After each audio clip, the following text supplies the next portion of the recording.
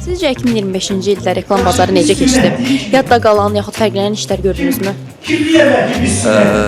İndi hazırda açığı dəqiq iş xatırlamıram, çünki kifayət qədər işlər var idi. 2025-ci il məncə çox belə hər bir mənada belə maraqlı, fərqli və çətin bir il oldu.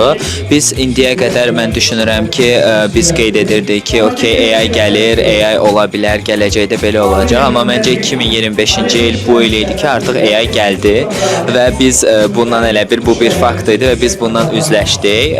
Mən düşünürəm ki, AI-ın ümumiyyətlə inkişafını biz çox yaxından izləməliyik kreativ agentliklər olaraq və o bizim üçün bir növ çox yaxşı bir vasitədir ki, biz işlərimizin effektivliyini artıraq və onu belə deyək ki, qorxmaqdansa onu düzgün şəkildə istifadə eləməyi öyrənməliyik və mən düşünürəm ki, bu il kifayət qədər çox ciddi işlər var idi ki, AI ilə yaradılmış və yadda qalan və kifayət qədər çox belə deyək ki, hədəf kütləyə və brenda uyğun çox maraqlı işlər var idi. Çox fərqli bir depressiv il oldu. Həm yaxşı oldu, həm pis oldu, həm gözəl şeylər oldu. Amma bir pozitivlik var ki, nəsə gözləyirik. Yaxşı olacaq məncə.